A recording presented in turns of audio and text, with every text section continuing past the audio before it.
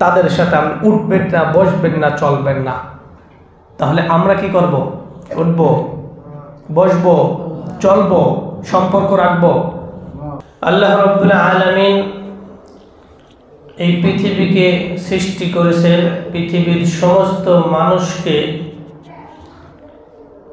ভারসাম্য রক্ষা করার জন্য। বিভিন্ন শ্রেণী, বিভিন্ন পেশা, বিভিন্ন ধরনের মানুষকে আল্লাহ তাআলা দুনিয়ার জমিনে পাঠিয়েছেন। সব যদি এক জাতের হয়, এক লেভেলের হয়, এক ধরনের হয়, তাহলে এই দুনিয়ার নিজাম, দুনিয়ার ভারসাম্য ঠিক থাকবে না। এজন্য আল্লাহ তাআলা তার জ্ঞান অনুযায়ী দুনিয়াতে মানুষ স্তর বাই স্তর, বিভিন্ন শ্রেণী পেশার মানুষ আল্লাহ তাআলা দুনিয়ার জমিনে প্রেরণ করেছেন, যাতে করে দুনিয়ার সামঞ্জস্য এবং দুনিয়ার ভারসাম্য রক্ষা করা হয়। এই রক্ষা যদি না করতেন আল্লাহ তাআলা, তাহলে দুনিয়ার মানুষজন চলাফেরা, ওঠা বসা করতে খুব সমস্যা হয়ে যেত। এজন্য কে পেশা বা কে কি কোন কাজ করে এটা বিষয় না, বিষয় হলো সে একজন মানুষ, সে আশরাফুল মাখলুকাত, সে একজন মুসলমান ইমানদার। যে পেশারই হোক না কেন, পেশা যদি হালাল হয় তাহলে তার প্রতি কোনো খারাপ ধারণা থাকা উচিত নয়। কথা বলেন ঠিক কিনা? এজন্যই আয়াতটি নাজিল হওয়ার কারণ হলো ওয়াইনা ইবনে হুসাইন ফাজারি সম্পর্কে। তিনি ইসলাম গ্রহণ করার পূর্বে রাসূলের দরবারে আসলেন। ওই সময় কিছু গরিব নিঃস্ব সাহাবী আল্লাহ রাসূলের দরবারে উপস্থিত হলেন। তার মধ্যে অন্যতম ছিলেন হযরত সালমান ফারসি রাদিয়াল্লাহু তাআলা আনহু। সালমান ফারসি গর্মত্ব ছিল। তার উদ্দেশ্য এবং আরো যারা ছিল সকলকে উদ্দেশ্য করে ওয়াইনা তিনি বললেন, ইয়া রাসূলুল্লাহ, আমরা হলাম সমাজের নেতা। আমরা যদি ইসলাম গ্রহণ করি তাহলে অন্যান্য মানুষগুলো ইসলাম গ্রহণ খুব তাড়াতাড়ি করবে এবং সকলে ইসলাম গ্রহণ করবে। কিন্তু আপনার দরবারে এসে যা আমি দেখতে পেলাম, তাতে ইসলাম গ্রহণ করতে আমাকে বাধা দান করে। এদের কারণে কি আপনার কষ্ট হয় না? অতএব আপনার যদি কষ্ট নাও হয়, আমাদের বসার স্থান অথবা সময় আলাদা করুন, কারণ তাদের সাথে আমরা বসবো না। কাদের সাথে? যারা মক্কা মুকাররমা থেকে হিজরত করে মদিনাতুল মুনাওয়ারায় চলে গেছেন, এমন নিঃস্ব অসহায়, কারণ নেওয়ার তো কিছুই ছিল না, ছিল শুধু নিজের জান, হালকা পাতলা কিছু নিয়ে হিজরত করতে হয়েছিল। তো আল্লাহ রাব্বুল আলামিন এই কথা তার পছন্দ করল না। আল্লাহ তাআলা তার কথাকে পছন্দ না করে আল্লাহ তাআলা জিবরাইলকে আল্লাহ রাসূলের দরবারে প্রেরণ করলেন এই আয়াতটি নিয়ে। সুবহানাল্লাহ। দ্বিতীয় হলো, কুরাইশদের নেতা রাসূলের দরবারে এসে বললেন, ইয়া রাসূলুল্লাহ, আপনি অসহায় দরিদ্র মানুষদের থেকে আমাদেরকে আলাদা করুন, আমাদের জন্য আলাদা বসার স্থান করুন, অথবা আমাদের জন্য আলাদা সময়ের ব্যবস্থা করুন। এই কথাও আল্লাহ রাব্বুল আলামিনের কি হয় নাই? পছন্দ হয় নাই। এই দুটি কথা এসেছে তাফসীরুল নূরুল কোরআনের ভিতরে, যে দুই কারণে আল্লাহ তাআলা এই আয়াতটি নাজিল করলেন। আল্লাহ রাব্বুল আলামিন এই আয়াতের মধ্যে রাসূলকে তিনটি নির্দেশ দিলেন।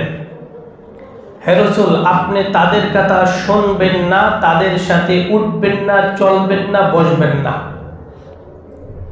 কে বললেন? আল্লাহ রাব্বুল আলামিন কাকে বললেন?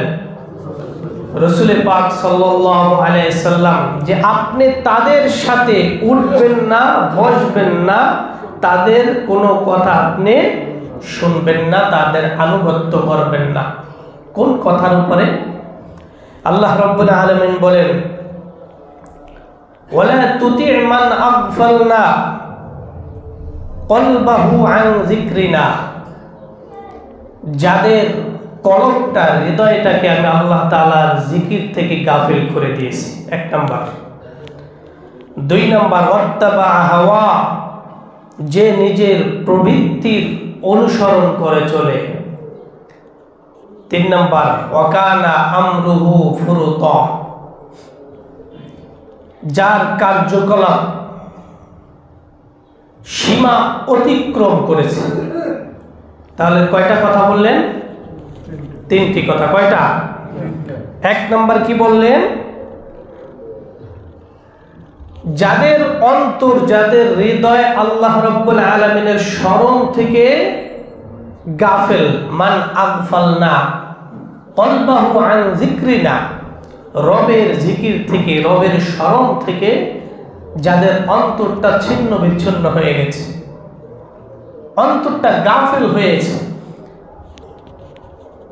এক লোকের সাথে আপনি 10 ঘন্টা চললেন, 10 ঘন্টা চলার ভিতরে একবার আল্লাহর নামটা স্মরণ করলো না, একবার সুবহানাল্লাহ শব্দ বলল না, একবার আলহামদুলিল্লাহ শব্দ বলল না, একবার আল্লাহর তাসবিহ তাহলিল নিয়ে কোনো গুণকীর্তন কিছুই করল না, এমন ব্যক্তির সাথে আপনি চলবেন না। শুধু এই 10 ঘন্টার ভিতরে কিভাবে 2 টাকা বাড়াবে, কিভাবে বিল্ডিং আরেকটা করবে, কার টাকা মারবে, কোন জায়গা থেকে মারবে, কিভাবে কি করবে, এই টেনশন সারাক্ষণ তার। এমন মানুষদের সাথে আপনি উঠবেন না, চলবেন না, বসবেন না, তাদের কোনো কথার আনুগত্য আপনি করবেন না। এই কথা কার উদ্দেশ্য বলেছিলেন? ওয়াইনা ইবনে হুসাইন ফাজারি সম্পর্কে এবং কুরাইশদের বড় বড় নেতাদের উদ্দেশ্য করে। কারণ তারা যেই সমস্ত কথা রাসূলকে নির্দেশ করেছিল, বলতে বলেছিল, করতে বলেছিল, এটাও একটা কথাও আল্লাহ রাব্বুল আলামিনের কাছে গ্রহণযোগ্য এবং পছন্দনীয় হয় নাই। কিছু মানুষ আছে 24 ঘন্টা চলে যায়, 24 ঘন্টার মধ্যে নামাজ কয় ওয়াক্ত? তাও জানেন না নাকি? কয় ওয়াক্ত? 5 ওয়াক্ত। আযান হয় কয়বার? 5 বার। 5 বার মুয়াজ্জিন সাহেব হাইয়া আলাস সালাহ মানুষদেরকে ডাকেন, হাইয়া আলাস সালাহ, আসো নামাজের দিকে আসো। হাইয়া আলাল ফালাহ, কেউ যদি প্রশ্ন করে কেন আসবো, আমরা কাজে আছি, দোকান আছি, ব্যবসা আছি, প্রতিষ্ঠানে আছি, নামাজে এসে কি হবে? জবাব বলেন হাইয়া আলাল ফালাহ, নামাজে আসলেই পৃথিবীর সমস্ত কল্যাণ আল্লাহ তাআলা তোমাদেরকে দান করবেন। সুবহানাল্লাহ। কয়বার ডাকেন? এমন সমাজে মানুষ আছে, সমাজের ভিতরে মানুষ বসবাস করে যারা 5 বার ডাকার পরেও একটা বারের জন্য আল্লাহর হুকুমে, আল্লাহ তাআলার স্মরণে, মসজিদ তো দূরের কথা, ঘরের ভিতরেও নামাজ আদায় করে না। আছে না নাই? তার এই যে মানুষগুলো, এই মানুষগুলোর সাথে যদি আপনি চলতে যান, তাহলে আপনার খুব আল্লাহর কথা স্মরণ আসবে মনে হয়। চায়ের দোকানে বসে বসে যুবক যারা, তারা দেখছে সেটা ভিন্ন কথা, তাদের বয়স কম, আকল কম, বুদ্ধি কম, জ্ঞান কম, কিন্তু কিছু কিছু মুরাব্বি যাদের দাড়ি পাক ধরেছে অথবা দাড়ি পেকে গেছে, টেলিভিশনের দিকে হা করে যে তাকিয়ে থাকেন আর চায়ের দোকানে বসে বসে আড্ডায় দেন, দুনিয়ায় কোনো ভালো মানুষ নাই, দুনিয়ায় ভালো মানুষ খুঁজে পায় না। ভালো মানুষ কি চায়ের দোকানে পাওয়া যায়? খুঁজে কি পাওয়া যায়? আপনি ভালো মানুষ খুঁজতে চায়ের দোকানে কেন যান? আপনার তো যাওয়ার কথা সেই সমস্ত মাদ্রাসায় যারা 3টার সময় উঠে আল্লাহর কালাম নিয়ে বসে যায়, তাই না হলে আপনি ভালো মানুষ দেখতে পাবেন। আপনি চায়ের দোকানে বসে বসে 10 জন বিড়ি খায়, 10 জন চা খায়, সেখানে বসে বসে আপনি একজন আউলিয়া বসে আছেন, আপনি ভালো মানুষ খুঁজে পান না, খোঁজার আর জায়গা পাইলেন না। আপনি কোন জাতের কোন লেভেলের? 10 জন বিড়ি খাওয়ানোর সাথে একজন বসে থাকে, তাহলে বোঝা যায় না যে সে কোন লেভেলের? বোঝা যায়নি। এই জন্য আরিফ বিল্লাহ হযরত মুস্তাকুন নবী দামাত বরকাতুহুম তিনি বলেন, বড় বড় শহরে প্রতি রাত্রে এক রাত্রে যেই গুনাহ, যেই ব্যভিচার, যেই নাফরমানি হয় আল্লাহ তাআলা ফেরেশতাদেরকে পাঠিয়ে তাদেরকে সহ ওই শহরকে উল্টিয়ে দেওয়ার কথা ছিল, কিন্তু দেয় না কেন? আল্লাহ রাব্বুল আলামিন দেখেন, সারা রাত মানুষগুলো নাফরমানি করে, সারা রাত ধরে মানুষগুলো আল্লাহ তাআলার বিধানকে লঙ্ঘন করে। আল্লাহ রাব্বুল আলামিন ফেরেশতাদেরকে নির্দেশ দেন, যাও ফেরেশতা, ওই সমাজে ওই শহরে এত পরিমাণ নাফরমানি আল্লাহ তাআলার হয়, ওই শহরকে মানুষগুলো সহ তুমি উল্টিয়ে দাও। ফেরেশতারা এসে দেখে ছোট ছোট কচি মাসুম শিশু সন্তানগুলো, এখনো প্রাপ্ত বয়স্ক হয় না, নাবালেগ সন্তানগুলো আল্লাহ তাআলার কোরআন নিয়ে উঠে গিয়েছে। ফেরেশতা আবার আল্লাহর দরবারে চলে যায়, রব্বুল আলামিন গেছিলাম তো শাস্তি দেওয়ার জন্য, যে দেখি আপনার পাক কালাম সহ জায়গায় জায়গায় কিছু কচি কাঁচা আপনার সুন্দর সুন্দর ছোট ছোট নাবালেগ সন্তানগুলো, এই সন্তানগুলো আপনার পাক কালাম নিয়ে বসে আছে, এজন্য ওটা দেখি আপনার কাছে চলে আসলাম। ওটা সহ উল্টাবো কিনা, নাকি ওটা সহ উল্টিয়ে ফেলবো, নাকি তাদেরকে রেখে উল্টাবো? আল্লাহ রাব্বুল আলামিন বলেন, যাও যাও, উল্টাতে হবে না, ওদের কারণে আমি আল্লাহ রাব্বুল আলামিন তাদেরকেও মাফ করে দিলাম। সুবহানাল্লাহ। তাহলে কাদের কারণে মাফ পেয়ে যায়? আর আপনি বসে বসে চায়ের দোকানে খোঁজেন ভালো মানুষ। হাদিস রসুলের 2 ভাই, আপন 2 ভাই, এক ভাই সারাদিন কাজকর্ম করবে, আর এক ভাই রসুলের দরবারে ইলম শেখে। ওই যেই ভাই কাজ করে, বড় ভাই এসে আল্লাহ রসুলের দরবারে এসে নালিশ করলেন, ইয়া রাসূলুল্লাহ, আমার ভাই শুধু আপনার দরবারে বসে থাকে, আপনার কাছে ইলম শেখার জন্য সারাক্ষণ থাকে, আমি সারাদিন কাজ করি, আমার কষ্ট হয়ে যায়। ইয়া রাসূলুল্লাহ, আপনি যদি তাকে একটু আমার সাথে কাজ করতে বলতেন। ওই সাহাবীকে ডাক দিয়ে বলেন, সাহাবী শোনো, তুমি যে কাজ করে তুমি যে রিজিক পাও, এটা তোমার এই ভাইয়ের কারণেই তুমি রিজিক প্রাপ্ত হয়েছে। সুবহানাল্লাহ বলবেন। তাহলে কার জন্য ভাই রিজিক প্রাপ্ত হলো? যে রব্বুল আলামিনের ইলম দ্বীনি শিক্ষা গ্রহণ করে, তার কারণে বড় ভাই রিজিক প্রাপ্ত হয়েছে। হাদিস। এজন্য আপনি ভালো মানুষ খুঁজতে না যাবেন অমুক জায়গায়, মসজিদে আসবেন ভালো মানুষ খোঁজার জন্য, ফজরে এসে দেখবেন, জোহরে এসে দেখবেন, মাদ্রাসায় চলে যাবেন, ছোট ছোট মাসুম বাচ্চারা কোরআন নিয়ে বসে থেকে, ওখানে না খুঁজতে যাবেন। আপনি খুঁজেন কোথায়? চায়ের দোকানে। আল্লাহ রাব্বুল আলামিন বলেন, চায়ের দোকানে তো ভালো মানুষ তোমরা খুঁজে পাবা না। ইন্নাহু লাকুম আদুউম মুবিন। শয়তান কি শত্রু? শয়তান দেখছেন নাকি? দেখেন নাই? ভালো করে বুঝেন। আসলে দেখছেন? আল্লাহ যে বলল প্রকাশ্য শত্রু, যে প্রকাশ তাকে তো দেখার কথা, দেখার কথা না, তাহলে দেখলেন না কেন? আমি তো দেখতে পাই। কারণ আল্লাহ রাব্বুল আলামিন বলেন, ওয়ালা তাত্তাবিউ খুতুওয়াতিশ শাইতান ইন্নাহু লাকুম আদুউম মুবিন। নিশ্চয়ই শয়তান প্রকাশ্য শত্রু। তা যে প্রকাশ্য শত্রু গোপন, তাকে দেখা যায় না।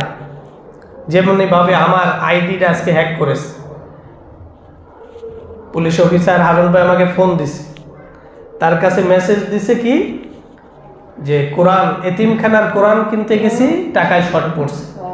এরপর আমার খালাতো ভাই ফোন দিয়েছে, ভাইয়া আপনারা নাকি অমুকের কাছে টাকা চাইতেছেন। তা আমি ওর কাছে বললাম যে ঠিক আছে, আমি একে ভাইয়ের ফোন দিয়ে জিজ্ঞেস করি, কারণ সে তো টাকা চাওয়ার লোক না। পরে ফোন দেওয়ার পরে ভাইও ফোন দিল, দুইজনে ফোন দেওয়ার পরে বুঝতে পারলাম। এরপর আর আমার খালাতো ভাই অনেক কষ্ট করেও আমার এগুলো ভালো বোঝে, আমি এগুলো তেমন কিছু বুঝি না। তো মোটামুটি এখন ঠিক করে দিছে, জানি না এখন আসলে কতদূর ঠিক হয়েছে। বললো যে মোটামুটি ঠিক হয়েছে। তো এই যে মানুষগুলো আল্লাহ রাব্বুল আলামিনের নাফরমানিতে সারাক্ষণ লিপ্ত থাকে, এটা মানুষকে কষ্ট দেওয়া না? আপনি টাকা প্রয়োজন আপনি চাবেন, আমার প্রয়োজন আমি চাবো, আমার পক্ষ থেকে যদি আরেকজনের চায়, টাকা কি আমার পকেটে যাবে না তার পকেটে যাবে? এই মানুষগুলোকে যে কষ্ট দেওয়া, মানুষকে কষ্ট দেওয়া কি হালাল না হারাম? মানুষকে কষ্ট দেওয়া যেই কথা, হারাম উপার্জন খাওয়া সেই কথা। দুই হারামের মধ্যে কোনো পার্থক্য নাই। এজন্য আল্লাহ রাব্বুল আলামিন বলেন তাদের কাছ থেকে আপনি দূরে থাকবেন। আন যিকরিনা, যাদের অন্তর রবের স্মরণ থেকে কি থাকে? গাফেল থাকে। আল্লাহ রাব্বুল আলামিন মানুষদেরকে আল্লাহর দাসত্ব গোলামি করার জন্য দুনিয়ার জমিনে প্রেরণ করেছেন, কিন্তু দাসত্ব বাদ দিয়ে দুনিয়া নিয়ে ব্যস্ত থাকে ওই সমস্ত মানুষদের থেকে রসুলকে, স্বয়ং রসুলকে দূরে থাকতে বলেছেন। চলবেন না, উঠবেন না, বসবেন না, তার কোনো কথা শুনবেন না, তার কোনো আনুগত্য করবেন না। তাহলে আমাদের কি করা উচিত? এজন্য হাইয়া আলা সালাহ যখন মাইকে ডাক দেয়, তখন তো আপনি মোমেন, মুসলমান, মুত্তাকি, ইমানদার হলে আপনার আর চায়ের দোকানে বসার কোনো সুযোগ আছে নাকি? আপনি যদি রবকে ভয় করেন, রবকে যদি আপনি আল্লাহকে আল্লাহ বলে স্বীকার করেন, জান্নাত আছে স্বীকার করেন, জাহান্নাম আছে এটাও জানেন, নামাজ না পড়লে জাহান্নামে যেতে হবে, শাস্তি ভোগ করতে হবে, জানার পরে কোনো মুসলমান ইমানদার সে কখনো নামাজ না পড়ে থাকতে পারে? তাহলে আপনি তো ভালো মানুষ খুঁজতে ওখানে যাওয়ার কথা না, আপনার তো মসজিদে আসার কথা ছিল, এসে তো আপনি খুঁজে পেতেন ভালো মানুষ। যারা নামাজে আসে তারাই ভালো মানুষ, যারা নামাজে আসে তারাই ভালো মানুষ। তবে নামাজটা নামাজের মতো হতে হবে। হ্যাঁ, নামাজ পড়ে বের হলাম, শুরু করলাম গীত গাওয়া, একদম টেকনাফ থেকে তেতুলিয়া, তাহলে এই নামাজ দ্বারা কোনো কি আসলো না, কোনো কাজে আসলো না। এই জন্য রসুল সাল্লাল্লাহু আলাইহি সাল্লামকে নির্দেশ দিয়েছেন, হে রসুল, ওয়ালা তুতি' মান আগফালনা কলবাহু আন যিকরিনা, আপনি তাদের সাথে উঠবেন না যারা আল্লাহ তাআলার জিকির থেকে গাফেল, তাদের সাথে আপনি উঠবেন না। 2 নাম্বার, ওয়াত্তাবা হাওয়া, যে নিজের প্রবৃত্তির অনুসরণ করে, নিজের মন মতো খেয়াল খুশি মতো জিন্দেগি চালায়, যেমন আসলো তেমন খাইলো, যেমন ভাবে চলার ইচ্ছা তেমন ভাবে চললো। কিন্তু আল্লাহ রাব্বুল আলামিন একটা সীমা দিয়েছে। প্রত্যেকটি দেশের একটা বর্ডার আছে না নাই? আছে। এই বর্ডার অতিক্রম করা কি সহজ না কঠিন? যদি লিগ্যাল ছাড়া আপনি যান তাহলে কি করা হবে? আর আটক করা হবে, আপনাকে নিশ্চয়ই সেখানে অ্যারেস্ট করা হবে, আটক করা হবে।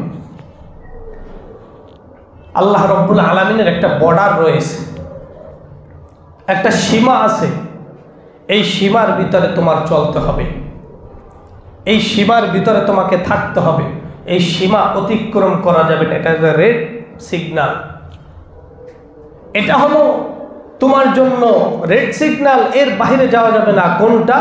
আল্লাহ তাআলার যত হুকুম আছে এটা মানতে হবে, যেটা আল্লাহ তাআলা নিষেধ করেছে সেটার থেকে বিরত থাকতে হবে। এর বাইরে যাবে তো তোমার যে কোনো ধরনের যে কোনো সময় শাস্তি ভোগ করতে হবে। খেয়াল খুশি মতো জিন্দেগি চালানো, এই সমস্ত মানুষগুলো হাসরের ময়দান তো অনেক পরের হিসাব। কবরের জগৎ থেকেই তার আযাব শুরু হয়ে যাবে। নাউজুবিল্লাহ বলেন। কারণ এই দুনিয়া খেয়াল খুশির দুনিয়া নয়। আর সিজনুল মুমিন ওয়া জান্নাতুল কাফির, মুমিনদের জন্য একটা জেলখানা, কাফেরদের জন্য বালাখানা। কাফেরদের এখানেই শেষ, হিসাব নিকাশ দুনিয়ায় যা খাইলো যা পড়লো এখানেই তাদের শান্তি শেষ। কিন্তু ঈমান না নিয়ে মারা গিয়ে কবরে কি জান্নাত পাবে না জাহান্নাম? জাহান্নাম নিশ্চিত না, কারো সন্দেহ আছে? হ্যাঁ, সন্দেহ আছে নাকি? সন্দেহ থাকার কোনো অবকাশ নাই। কাফেরদের জন্য চিরস্থায়ী জাহান্নাম। এই জন্যই খেয়াল খুশি তো তাদের কাজ, কোনো মুসলমানদের কাজ হতে পারে না খেয়াল খুশি।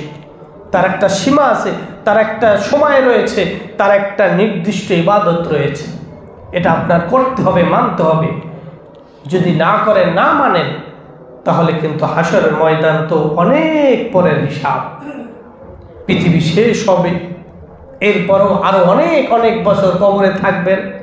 এরপর আল্লাহ তাআলা ফুঁক দিবেন ইসরাফিল আলাইহিস সালামের মাধ্যমে। এরপরে হাশরের ময়দান কায়েম হবে। সেখানে গিয়ে বিচার আচারের জন্য আরো কত হাজার হাজার লক্ষ লক্ষ বছর অপেক্ষা করতে হবে। এরপর যখন হিসাব হবে তখন জান্নাত জাহান্নামের, এর আগেই তো কাম সারা, এর আগেই তো শেষ। আর চিরস্থায়ী যেখানে মৃত্যু হয়ে যাবে, তখন আর সেখান থেকে আসার কোনো সুযোগ আছে? আর কোনো সুযোগ থাকবে না। এই জন্য আল্লাহ তাআলা বলেন ওয়াত্তাবা হাওয়া, হে রাসূল আপনি তাদের সাথে উঠবেন না, বসবেন না, চলবেন না যারা নিজের খেয়াল খুশি অনুযায়ী নিজের জীবন যাপন করে। কারণ আল্লাহ রাব্বুল আলামিন বলেন আমি মানুষকে একটা নির্দিষ্ট সময়ের জন্য প্রেরণ করলাম, নির্দিষ্ট কিছু কাজ সমূহ দিলাম, এই কাজ করে যদি আসতে পারে আমি আল্লাহ রাব্বুল আলামিনের দরবার থেকে মাপ পেয়ে জান্নাতে চলে যাবে। আর যদি আমার সীমা অতিক্রম করে, আমি যেই সমস্ত হুকুম আহকাম মানার জন্য বলেছিলাম, হুকুম মতো জীবন যাপন না করে ইন্তেকাল করেছে, আল্লাহ রাব্বুল আলামিন বলেন কবরের শোয়াতে দেরি হবে, তার আযাব দেওয়া শুরু হতে দেরি হবে না। নাউজুবিল্লাহ। তার মানে খেয়াল খুশি মতো চলা যাবে, আল্লাহর স্মরণ থেকে গাফেল থাকা যাবে।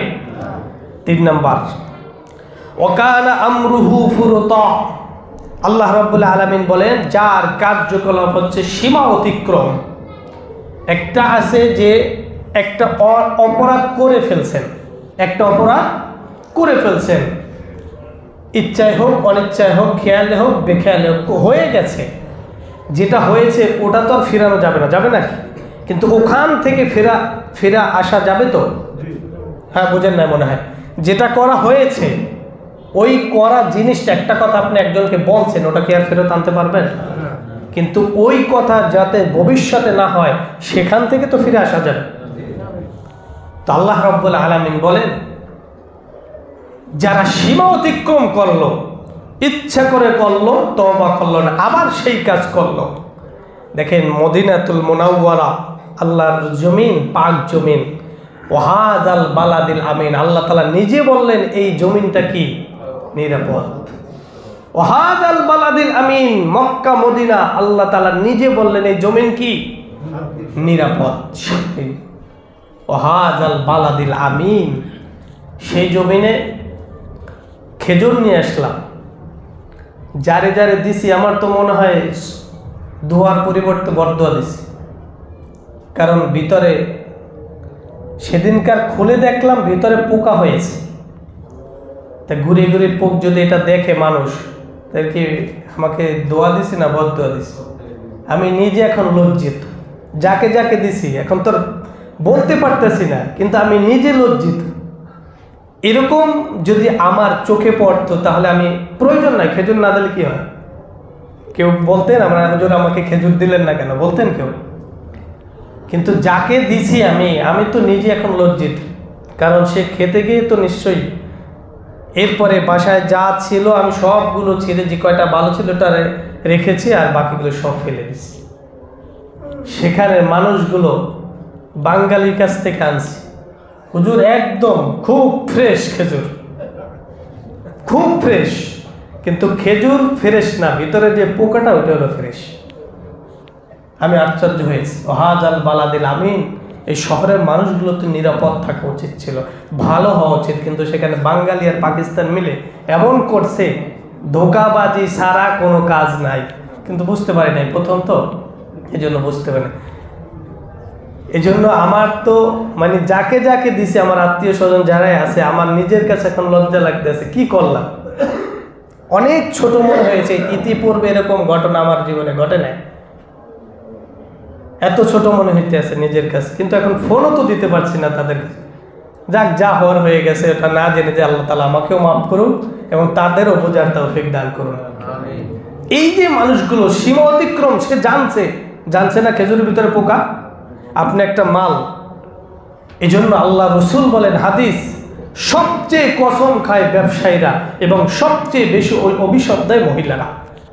আপনার সন্তান, নিজের সন্তান মাত্র একটা ভালো জামা পরে বের করলো, ছোট মানুষ বুঝতে পারে না যে কাদা মেখে আসে, তার 14 গোষ্ঠী ধরে অভিশাপ দেওয়া শুরু করে দিল। হায় হায়, আপনি কাজ করলেন কি?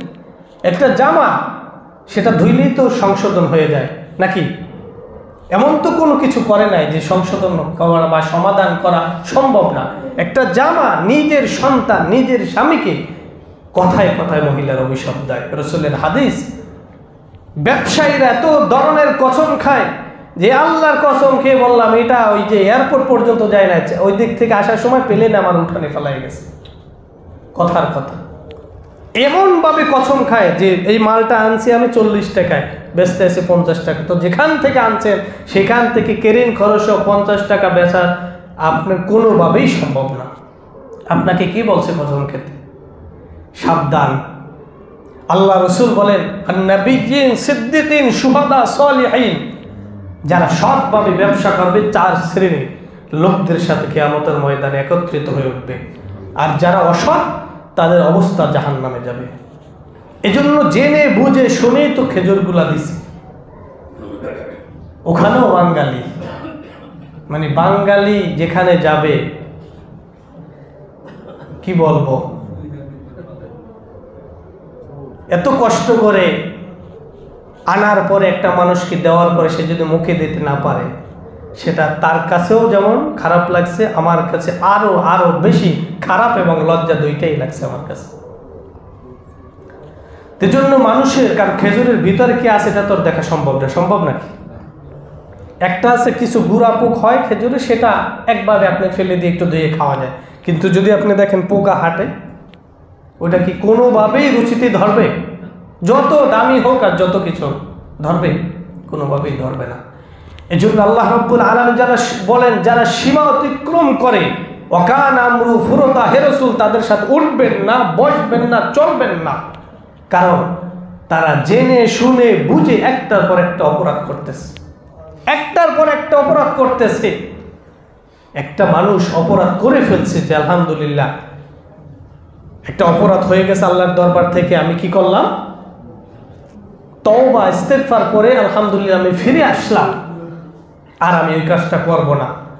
কিন্তু আল্লাহ রসুল বলেন না, আল্লাহ তাআলা বলেছেন যারা একটার পর একটা অপরাধ করেই যাচ্ছে, কোনো অনুশোচনা নাই, কোনো তওবা নাই, কোনো অনুতপ্ত নাই, কিছুই নাই, একটার পর একটা করেই যাচ্ছে, আল্লাহ রাব্বুল আলামিন বলেন, ওয়াকানা আমরুহু ফুরতা, হে রাসূল তাদের সাথে আপনি উঠবেন না, বসবেন না, চলবেন না। তাহলে আমরা কি করব? উঠবো, বসবো, চলবো, সম্পর্ক রাখবো। কারণ আল মারউ মা মান আহাব্বা, যার চোরের সাথে সম্পর্ক, হাসর কিন্তু চোরের সাথে দাঁড়াতে হবে। যার ভালো মানুষের সাথে সম্পর্ক, হাসরের ময়দানে তার সাথে তার কিয়ামত হবে, হাসর হবে, নসর হবে, জান্নাত হবে। এই জন্য হিসাব নিয়ে দুনিয়ার জমিনে চলবেন, সাথে নির্বাচন করবেন। আল্লাহ তাআলা আমাদের সকলকে এই 3টি কথার উপরে আজকে যে 3টি আলোচনা করলাম, আবারও বলছি। 1 নাম্বার, আল্লাহ রাব্বুল আলামিন বলেন, ওয়ালা তুতি মান আগফালনা কলবাহু আন যিকরিনা, যার অন্তরটা আল্লাহ তাআলার স্মরণ থেকে, জিকির থেকে, হুকুম থেকে গাফেল, এদের সাথে বলেন কি করব না? 2 নম্বর ওয়াত্তাবা হাওয়া, যে নিজের প্রবৃত্তির তাড়নায় চলে, খেয়াল খুশি অনুযায়ী নিজের জীবন যাপন করে, তার সাথে আমরা ওয়াকান আমরু ফুরুতা। 3 নম্বরে আল্লাহ রসুল আল্লাহ তাআলা বলেন যার কার্যকলাপটা সীমা অতিক্রম, মানে একটা তো অপরাধ করলাম, ভুল স্বীকার করলাম, শেষ না, ভুল স্বীকার না, উল্টা বারবার করেই যাচ্ছে, এমন মানুষের সাথে আমরা চলবো না। আল্লাহ তাআলা